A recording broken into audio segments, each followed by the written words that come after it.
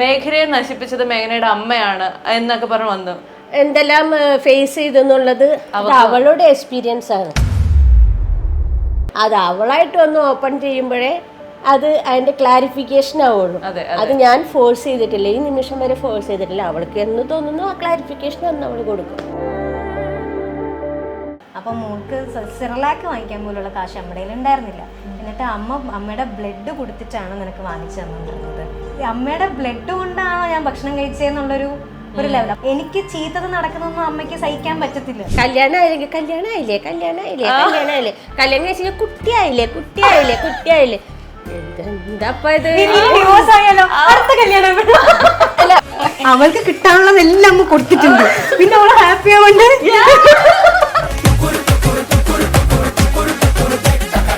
മോളെ സൂക്ഷിക്കണേ. ഈ ഒരു സാധനം അമ്മനെ കാണുന്നില്ല. അമ്മ എവിടെ പോയി നോക്കിയപ്പോ താഴെ ഇങ്ങനെ കിടക്കുക. അതിനെന്താ പറയുന്നത്? ചിറക. രാവിലെ എഴുന്നേറ്റ് കഴിഞ്ഞാൽ പല്ലേക്കുന്ന പോലെയാണ് എനിക്ക് മേക്കപ്പ് ഇടുന്നത് ഉണ്ടായിരുന്നത്. ഓക്കെ, അപ്പൊ കുറച്ച് നാൾ എനിക്ക് മേക്കപ്പ് ഇടാണ്ടായിട്ട് എനിക്ക് തന്നെ എന്തോ ആയിപ്പോയി. എന്നിട്ട് പറഞ്ഞ വിശ്വസിക്കത്തില്ല, റൂമൊക്കെ അടച്ചിട്ട് തന്നെ മേക്കപ്പ് ഒക്കെ ഇട്ടിട്ട് ഞാൻ തന്നെ ആക്ഷൻ പറഞ്ഞു, ഞാൻ തന്നെ അഭിനയിച്ച്, ഞാൻ തന്നെ കട്ട് പറയാറുണ്ട്. കണ്ണു പ്രശ്നങ്ങളെല്ലാം കഴിഞ്ഞപ്പോ അതിന് മുമ്പ് കുറച്ച് സമയം ഉണ്ടായിരുന്നു. അമ്മ എനിക്ക് ആക്ഷൻ കട്ട് കേൾക്കാണ്ട് ഒരുപാട് ഉണ്ട്. എന്തെങ്കിലും ഒരു പ്രോജക്റ്റ് എങ്ങനെ ശരിയാവുള്ളൂ. അപ്പൊ ഞാൻ അവിടെ നിന്നോണ്ട് കിളച്ചോണ്ടിരിക്കുന്നു കേട്ടോ.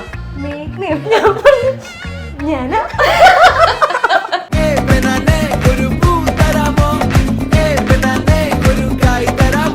Learn CA, CMA, ACCA, CS from India's #1 faculty pool, III Commerce Academy.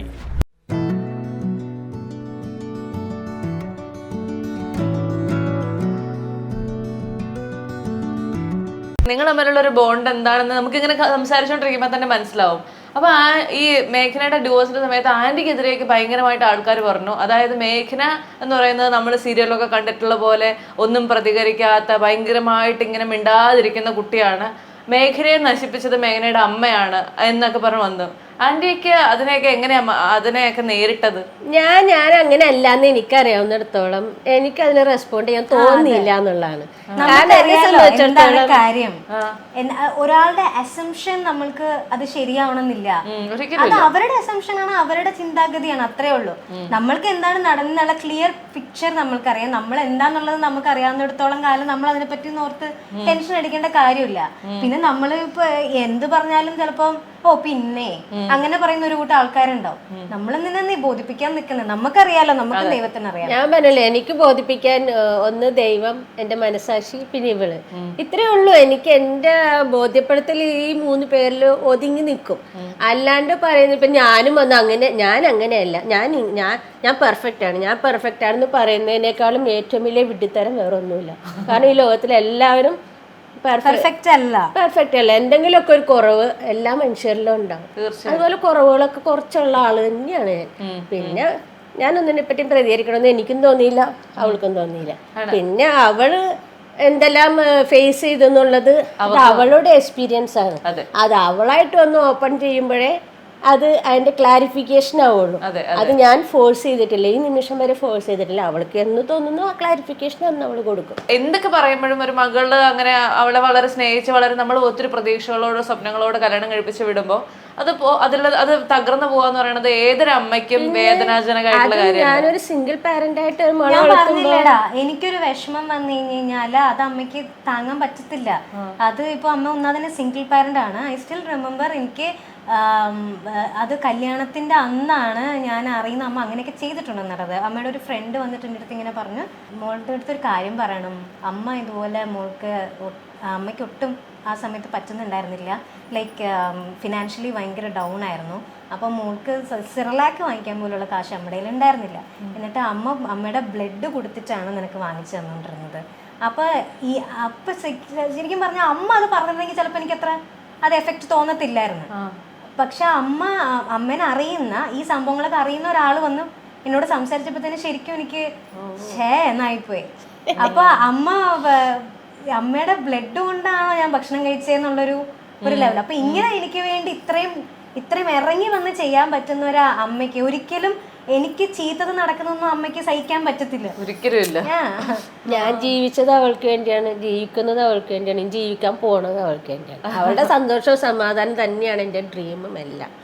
അപ്പൊ അതുകൊണ്ട് പിന്നെ പറയുന്നവര് പറയട്ടെ, അതില് അത് കുഴപ്പമൊന്നുമില്ല.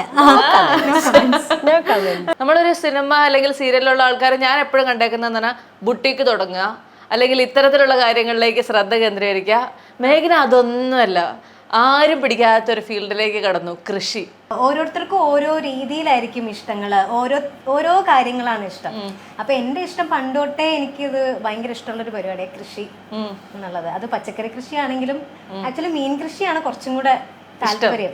അതെ, മീൻ സംബന്ധപ്പെട്ട സംഭവങ്ങളൊക്കെ എനിക്ക് ഭയങ്കര ഇഷ്ടമാണ്. കുറച്ച് വർഷങ്ങൾക്ക് മുമ്പ് അവളൊരു ഡയറിയിൽ എഴുതി വെച്ചിട്ടുണ്ട്, ഞാനൊരു ഫാം തുടങ്ങി. എനിക്ക് എന്റെ ഇഷ്ടങ്ങളെല്ലാം ഞാൻ ചുമ്മാ ഇങ്ങനെ എഴുതി വെച്ചു. പക്ഷെ അത് ഞാനും മറന്നു, ആ ഡയറി ഉള്ള കാര്യമേ ഞാൻ മറന്നു.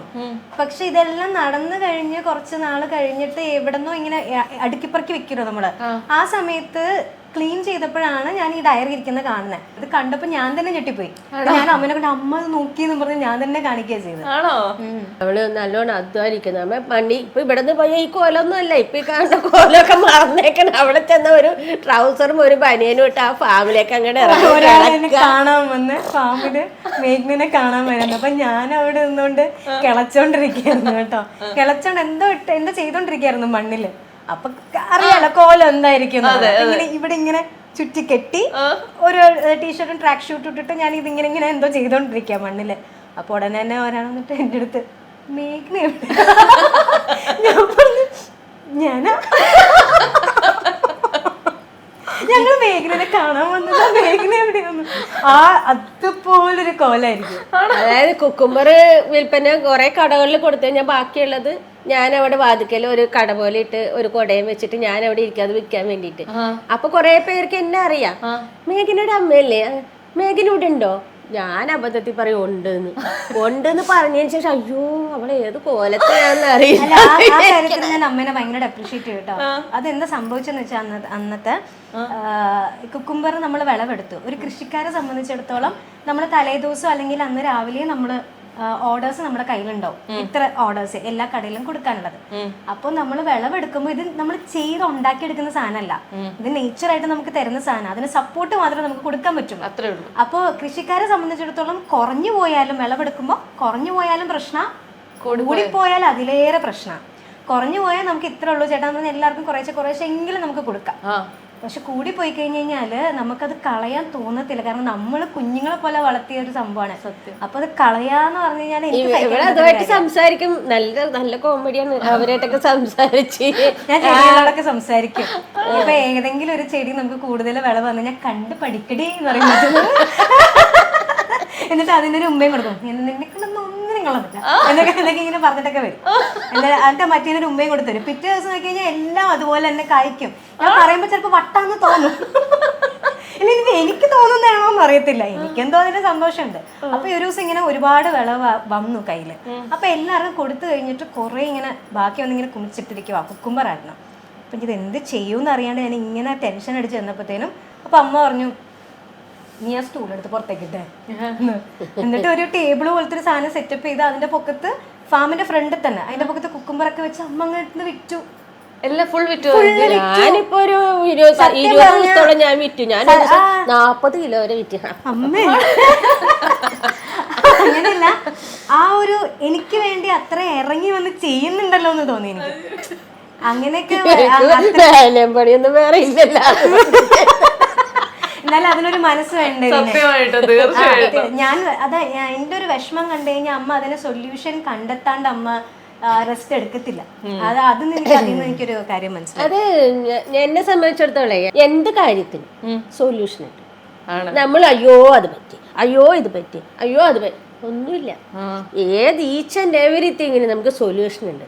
ആ സൊല്യൂഷൻ നമ്മൾ കണ്ടുപിടിച്ച് അതിന്റെ എപ്പോഴും പറയും എല്ലാത്തിനും സൊല്യൂഷൻ ഉണ്ട്. ആ സൊല്യൂഷൻ എന്താണെന്ന് നമുക്കറിയാം. അത് പക്ഷെ ചെയ്യാനൊരു ധൈര്യം വേണം, അത്രേ ഉള്ളൂ. സത്യം. ഞാൻ ഒന്നിലും അങ്ങനെ തൂങ്ങി കിടക്കണ ആളല്ല. എന്നെ സംബന്ധിച്ചിടത്തോളം ഇത് നടന്നില്ലേ, അടുത്തെന്താ അങ്ങനെ പോയിക്കോ, ചാടി പോയിക്കൊണ്ടിരിക്കുകയാണ്. എങ്ങനെ ഈ നമ്മളോട് ഈ പച്ചക്കറികൾ സംസാരിക്കുന്ന പറഞ്ഞല്ലേ, അതുപോലെ ഈ മീനുകൾ സംസാരിക്കോ? അയ്യോ ഡെഫിനറ്റ്ലി. ആണോ? അയ്യോ അത് നമ്മളിപ്പോ ഞാനിപ്പോ പോയി നിന്നിട്ട് കൂടെ ആരെങ്കിലും ഉണ്ടെങ്കിൽ വരത്തില്ല. ആണോ? വരത്തില്ല. ഞാൻ ഒറ്റയ്ക്കാണ്. അല്ലെങ്കിൽ രീരിക്കുട്ടനുണ്ട്, രീരിക്കുട്ടത്തിന് എൻ്റെ ബ്രദർ അവിടെ ഇതിന് നോക്കാൻ നിൽക്കുന്ന ഒരു കുട്ടിയാണ്. അപ്പോൾ അവനും ഞാനും ഉണ്ടെങ്കിൽ മാത്രം, ഒന്നെങ്കിൽ ഞാൻ ഒറ്റയ്ക്കാണെങ്കിലും അവൻ ഒറ്റയ്ക്കാണെങ്കിലും ഞങ്ങൾ രണ്ടുപേരാണെങ്കിലും ഇങ്ങനെ വന്ന് നിൽക്കും. ഇങ്ങനെ അടുത്ത് വന്നിട്ട് ഇങ്ങനെ ഇങ്ങനെ ഇങ്ങനെ ഇങ്ങനെ ഇങ്ങനെ ഭക്ഷണത്തിനുണ്ട് ചോദിക്കുന്ന പോലെ തോന്നും നമുക്ക്. പിന്നെ നമ്മളോട് കളിക്കും, നമ്മളെ കൈ എങ്ങോട്ട് കൊണ്ടുപോകുന്നോ അതുപോലെ അത് നീന്തും. എല്ലാം കിട്ടുമെന്ന് വിചാരിച്ചിട്ട് വല്ലാതെ ഭക്ഷണത്തിനായിരിക്കും, എനിക്ക് അറിയത്തില്ല. പിന്നെ ഒരു ദിവസം ഞങ്ങള് ഒരു മീന് ഇങ്ങനെ കഴുത്തില് ചരട് ഇങ്ങനെ ചുറ്റി, എന്തോ ചരട്, ഞാൻ കൃഷിക്ക് ഉപയോഗിക്കുന്ന എന്തോ ഒരു ചരട് വെള്ളത്തിൽ എങ്ങനെ വീണു. വെള്ളത്തിൽ വീണപ്പോഴത്തേനും ആ ചരട് ഇങ്ങനെ ചുറ്റി എനിക്ക് ഭയങ്കര വിഷമമായി. നോക്കിയപ്പോഴത്തേനും അതിങ്ങനെ പൊങ്ങി ഇങ്ങനെ ഇങ്ങനെ കിടക്കുക. അപ്പൊ എന്താടാ പ്രശ്നം, എന്താണിങ്ങനെ നോക്കിയപ്പോഴത്തേനും അതിന്റെ ചരട് ചുറ്റിട്ടുണ്ട്. അപ്പൊ പയ്യെ ഞാൻ കോരി എടുത്തപ്പോഴത്തേനും അതിന് രക്ഷിക്കാൻ പറ്റാത്ത രീതിയിൽ അത് മുറിവ് പറ്റി, അതിന്റെ അടിയിൽ നിന്ന് ഇങ്ങനെ കട്ടായി. അപ്പൊ ഞാൻ അവിടെ നിന്നിട്ട് എന്താ ചെയ്യാന്ന് പറഞ്ഞപ്പോഴത്തേനും അതിങ്ങനെ വായി ഇങ്ങനെ ഇങ്ങനെ ഇങ്ങനെ ആക്കിക്കൊണ്ടിരിക്കുക. നമ്മൾ തിരിച്ചിട്ടാൽ രക്ഷപ്പെടില്ല എന്നുള്ളത് ഉറപ്പാ. ഉടനെ നമ്മുടെ രീതിക്കൂട്ടം വന്നിട്ട് അയ്യോ എന്ത് പറ്റിയിടാന്ന് ഇങ്ങനെ ചോദിച്ചപ്പോൾ അതിനാൽ പറ്റുന്ന രീതിയിൽ അതിന്റെ ഈ സൈഡിലുള്ള ചെതമ്പലും വാലിലുള്ള ഇതൊക്കെ ഉണ്ടല്ലോ, സൈഡില് ചെതമ്പലല്ല, സൈഡില് മുള്ള്. അതിനെന്താ പറയുന്നത്? ചിറക അവിടെ അങ്ങനെ അത് വെച്ചിട്ട് ഇങ്ങനെ പയ്യെ പയ്യെ അവന്റെ അടുത്തേക്ക് ഇങ്ങനെ പൊക്കൊണ്ടിരിക്കുക. എന്നിട്ട് അവൻ അവിടെ നിന്നുകൊണ്ട് മീനെടുത്ത് വർത്താനം പറയാ, നീ വിഷമിക്കണ്ട, നിന്റെ ജനനത്തിന്റെ ഉദ്ദേശം എന്ന് പറഞ്ഞ ഇതാണ്, നീ വളർന്ന് വലുതായി ആൾക്കാർക്ക് ഫുഡായി മാറണം, അതാണ് നിന്റെ ജനനത്തിന്റെ ലക്ഷ്യം. അതുകൊണ്ട് നീ വിഷമിക്കരുത്, അടുത്ത ജന്മത്തിൽ നീ ഇഷ്ടപ്പെടുന്ന പോലെ ഒരു നല്ലൊരു ജന്മമായിട്ട് മാറട്ടെ കേട്ടോ, ഇപ്പൊ സന്തോഷമായിട്ട് മരിച്ചു അതിനോട് പറയാ. അതും ഇങ്ങനെ ഇങ്ങനെ ഇങ്ങനെ ഇങ്ങനെ കേട്ട അതിന്റെ ഇതൊക്കെ ആക്കിയിട്ട് അവന്റെ അടുത്തേക്ക് ഇങ്ങനെ പോയിട്ട് അതിങ്ങനെ ഇങ്ങനെ അവന്റെ മുഖത്തേക്ക് നോക്കിക്കൊണ്ടിരിക്കുക. ശരിക്കും നമ്മളോട് വർത്താനം പറയും, ശരിക്കും നമ്മളോട് റെസ്പോണ്ട് ചെയ്യും. ഓ മൈ ഗോഡ്, എന്താലേ. പക്ഷെ നമ്മള് ആന്റിയുടെ ഒരു കാലഘട്ടം എന്ന് പറയുന്നത് ഈ സീരിയലിലേക്ക് സിനിമയിലേക്കൊക്കെ പോകുന്നത് ഭയങ്കര റിസ്ക് ആണ്. അവിടെ പോയി കഴിഞ്ഞാൽ നമ്മളെ ആളുകൾ ഉപയോഗിക്കും, ഇങ്ങനെയൊക്കെയുള്ള കുറെ കഥകളൊക്കെ കേൾക്കുന്ന ഒരു കാലഘട്ടത്തിലല്ലേ ആന്റി ഇതിലേക്കൊക്കെ വരുന്നത്. സത്യം പറയട്ടെ, ഇത്ര സേഫ്റ്റി ആയിട്ടുള്ള ഒരു ജോബ് വേറെ ഇല്ല. എവിടെയാണ് അച്ഛനെയും അമ്മേനെയും കൂടെ കൊണ്ടുപോകാൻ പറ്റുന്ന ഒരു സ്ഥലം? നമ്മുടെ സ്റ്റാൻഡാണ് നമ്മുടെ പ്രൊട്ടക്ഷൻ. ഇപ്പൊ എനിക്ക് ഇതുവരെ ഈ നിമിഷം വരെ എന്നെ ഒരാള് പോലും മോശമായിട്ടൊരു നോട്ടം പോലും നോക്കണായിട്ട് എനിക്ക് ഫീൽ ചെയ്തിട്ടില്ല. പക്ഷെ അത് എല്ലാവർക്കും ആ എക്സ്പീരിയൻസ് ആവണമെന്നില്ല. ഒരിക്കലും ഇല്ല. ചന്ദനമഴ കഴിഞ്ഞു, ഇങ്ങനെ ഒരുപാട് സീരിയലുകൾ ചെയ്തു. എപ്പോഴെങ്കിലും ആ അമൃതയിൽ നിന്ന് മാറി ഒരു പുതിയ അതിൽ നിന്ന് പുറത്തു വരാൻ പറ്റാത്ത ഒരു അവസ്ഥയൊക്കെ ഉണ്ടായിട്ടുണ്ടോ? ഉണ്ടായിട്ടുണ്ട്. അതായത് ഞാൻ ആ ക്യാരക്ടർ ഒരു 4-4.5 കൊല്ലം ഒന്നിച്ച് ചെയ്തിട്ടുള്ളതാ. 6 മണിക്ക് ഷൂട്ട് തുടങ്ങി, അതിന്റെ കാര്യങ്ങളൊക്കെ തുടങ്ങി കഴിഞ്ഞാൽ 9:30 വരെക്കും എന്തായാലും ഷൂട്ട് ഉണ്ടാവും. എന്നിട്ട് പിന്നെ നമ്മൾ ഫ്രഷപ്പ് ആയി കിടക്കാൻ, ആ ഉറങ്ങുന്ന ആ സമയം മാത്രമേ ഞാൻ മെയിനായിട്ട് നിൽക്കണുള്ളൂ.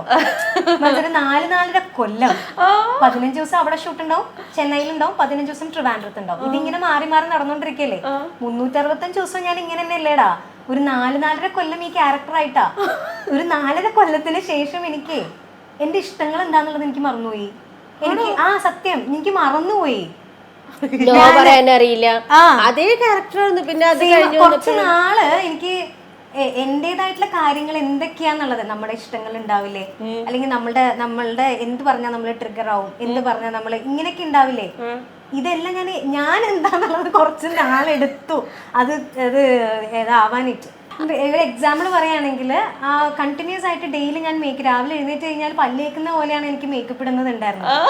ഓക്കെ, അപ്പൊ കുറച്ച് നാൾ എനിക്ക് മേക്കപ്പ് ഇടാണ്ടായിട്ട് എനിക്ക് തന്നെ എന്തോ ആയിപ്പോയി. എന്നിട്ട് പറഞ്ഞ വിശ്വസിക്കത്തില്ല, റൂമൊക്കെ അടച്ചിട്ട് തന്നെ മേക്കപ്പ് ഒക്കെ ഇട്ടിട്ട് ഞാൻ തന്നെ ആക്ഷൻ പറഞ്ഞു, ഞാൻ തന്നെ അഭിനയിച്ച്, ഞാൻ തന്നെ കട്ട് പറയാൻ കണ്ണു നോക്കി.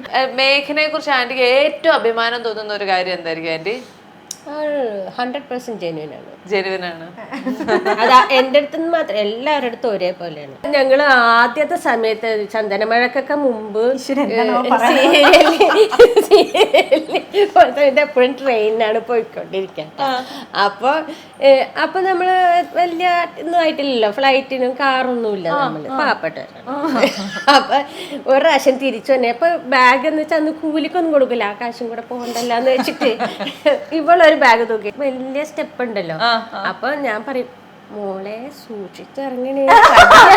അത് ഞാൻ പറഞ്ഞുതരാം, അതെന്താ സംഭവം അറിയാം. ഞാനിങ്ങനെ എടുത്തിട്ട് എനിക്കിങ്ങനെ അപ്പൊ ലഗേജ് ഇങ്ങനെ നിൽക്കുവാണ്.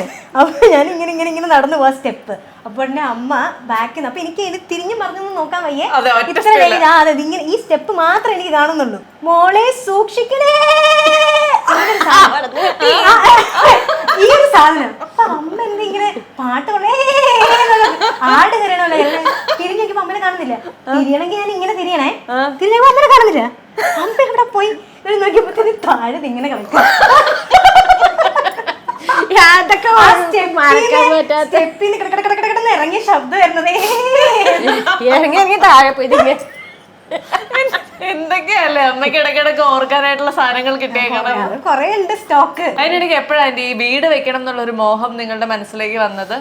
അതായത് ഒരു വട്ടം വീട് നമ്മള് ഉണ്ടായിരുന്നത് വിറ്റതായിരുന്നല്ലോ. അപ്പോൾ നമ്മള് അതായത് എനിക്കെല്ലാം രണ്ടാമത് റീഡു ചെയ്തെടുക്കണം എന്നുണ്ടായിരുന്നടാ.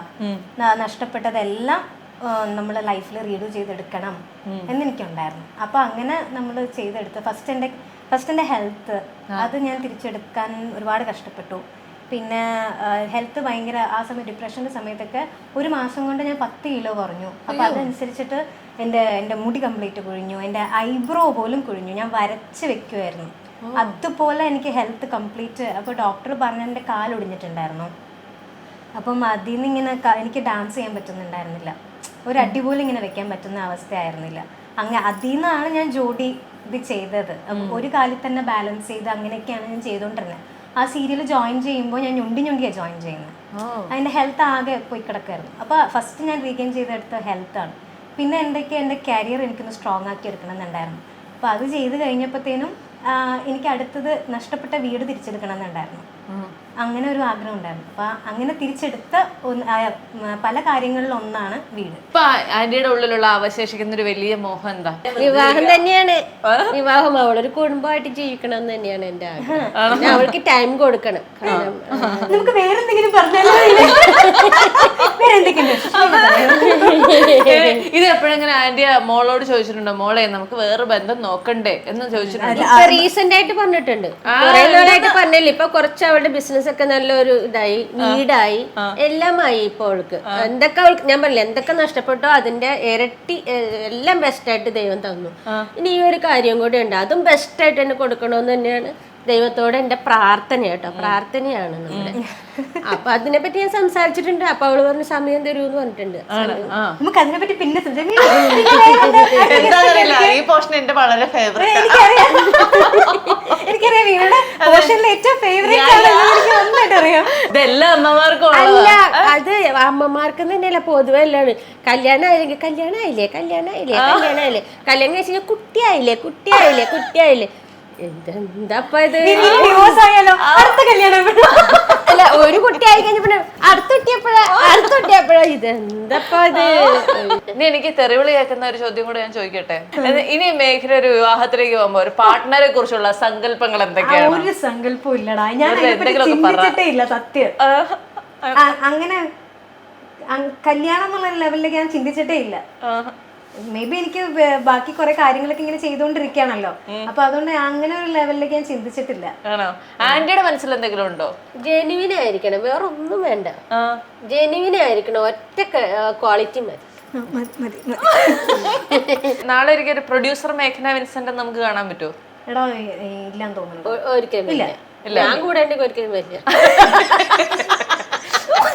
വേണ്ട, തീ ചവിട്ടണ്ട. അതെ, കൃഷിയൊക്കെ ചെയ്താൽ മതി മോളെ. നീ അഭിനയിച്ചോ, ഡാൻസ് ചെയ്തോ, കൃഷി ചെയ്തോ, എന്താണ് ആണ്. അപ്പൊ ഏതായാലും അതെല്ലാം മേഘനയുടെ ആഗ്രഹങ്ങൾ ഒന്നൊന്നായിട്ട് സാക്ഷാത്കരിക്കപ്പെടട്ടെ. താങ്ക് യു സോ മച്ച് മകളെ. Thank you aunty. Thank you so much. Learn CA, CMA, ACCA, CS from India's #1 faculty pool, III Commerce Academy.